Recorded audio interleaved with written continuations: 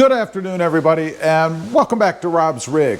Let's talk about 7 little features that the Jeep Wrangler has that you may not know about. I kind of had to refresh myself on these as well. Just handy little things. First of all, number 1, on the inside, there is a switch that you can turn the light for when you get in and out of the Jeep on or off, right? Many people may know this, but not everybody. Right now I have mine turned off, and that means I have it rolled all the way down, and you can feel it click, right?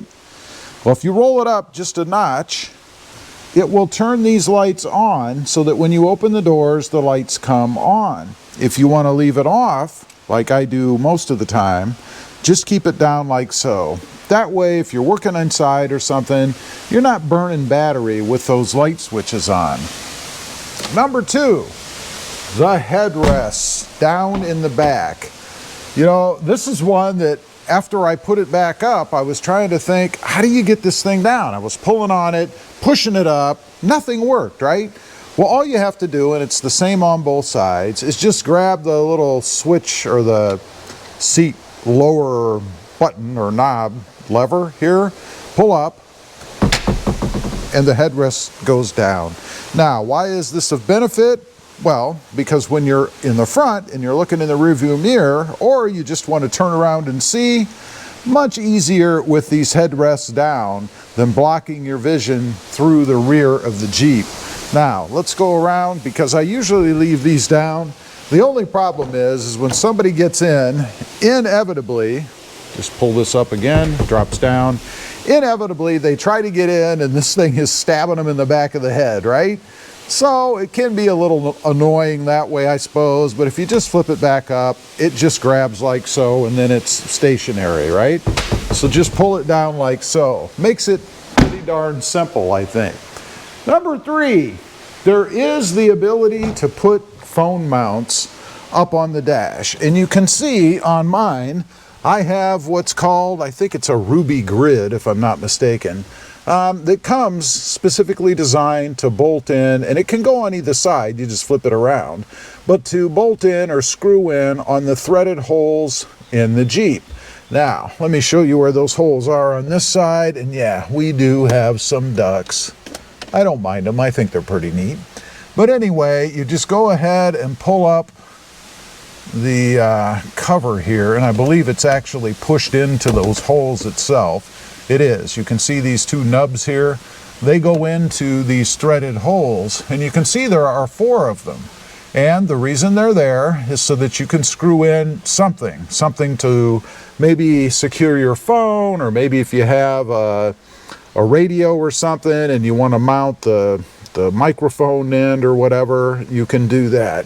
If you don't want it, you just push this thing back down into the holes like it was, and you're good to go. Now, on this one, a little tip for you.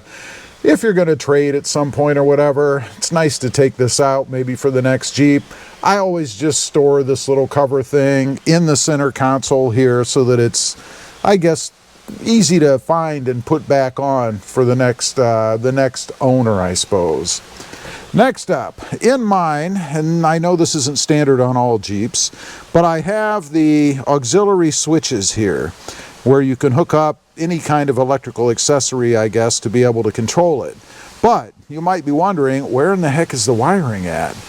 Well, let's take a look. We'll go under the hood and I'll show you so that you can find it yourself where it's actually located. Let's go ahead, pop the hood open. And then I do have the hood struts on mine. Makes it easy, right? Now, where it's located is right here. There's a bundle of wires tied down right here, and I don't know if you can see in the end, but this is what corresponds to the auxiliary switches inside. So anything electrical, lighting, maybe a light bar or whatever that you'd want to put on the Jeep, you can go ahead and connect up right there, and then ground to one of these points, and there's a few of them up here if you need. But you can control those with those switches inside. Makes it pretty simple. Next up, while we're underneath the hood here, and this is something I wasn't quite sure about, but I did verify recently, right here is the oil filter. I love that it's on top of the engine, that it's not underneath, because inevitably when you take these things off, you're going to have oil all over the place, falling on you, on the ground, everywhere else. With this, you just take the cover off, and the filter is right here on top. You know, I think every engine should come this way. And again, this only applies, I suppose, if you actually do your own oil changes. You know, if you take it to a shop, I suppose you don't really care if the oil filter's on top. But me, I like to have it up here where it's nice and easy to get used, or to access, right? This next one, let's go around to the back.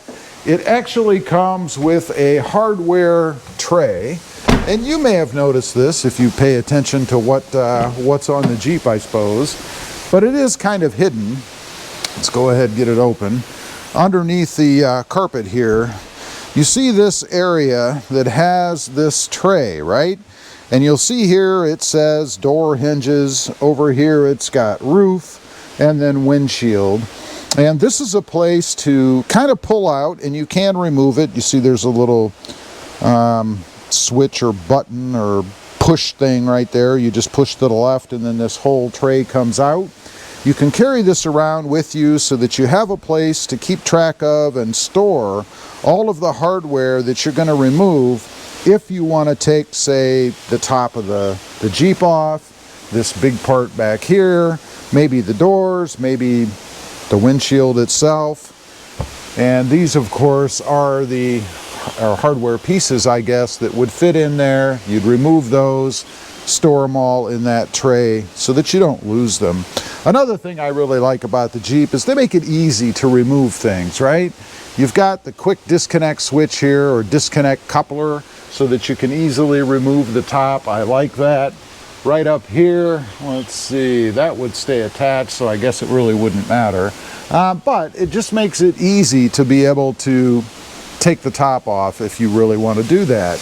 Now, lastly, and this is something I actually just discovered today, I showed you how to turn the lights off, right? What if you want them on, but you don't want to mess with the switch? They are push buttons up here. So here's the light, you just push it in and it comes on, right? Same thing on the other side. You want it off, just push it in and turn it off. Now, that's something, like I said, I wasn't aware of until today when I started messing around and I saw the little indentations.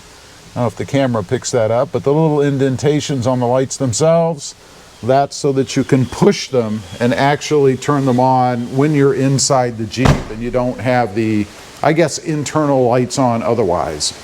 Anyway, those are just 7 kind of handy little features that maybe you didn't know about, or maybe you forgot about, like I did on some of them. Leave a comment, let me know. Did you know about all these things, and what am I missing? I'd be curious to know. Real quick, don't forget, smash that subscribe button if you haven't before, and we'll see you next time on the web. Bye.